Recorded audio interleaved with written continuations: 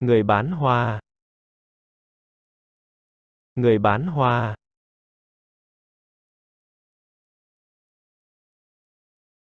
Người làm vườn. Người làm vườn.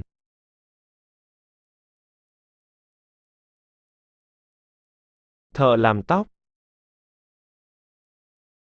Thợ làm tóc.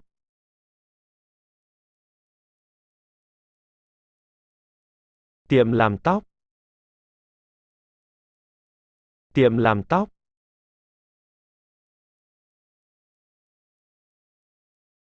Phóng viên. Phóng viên.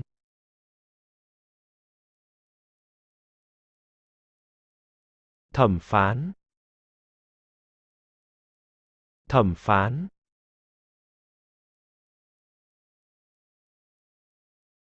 Luật sư. Luật sư.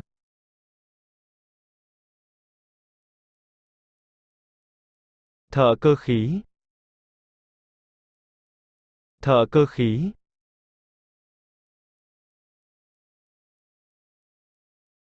Người mẫu.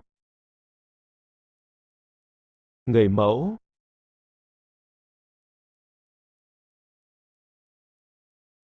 Phi công. Phi công.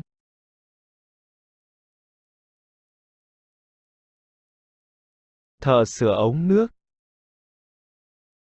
Thợ sửa ống nước.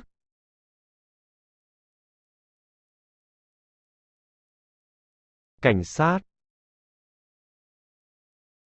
Cảnh sát.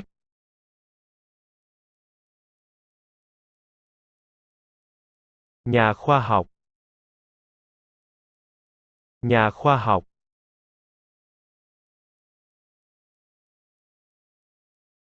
Bảo vệ.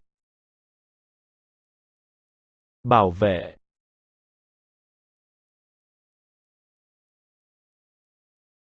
Người lính.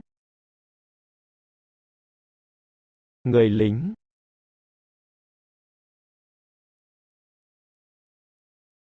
Thợ may.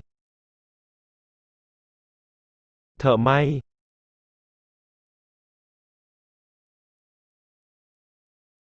Giáo viên.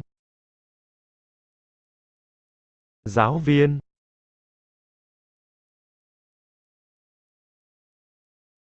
Bồi bàn. Bồi bàn.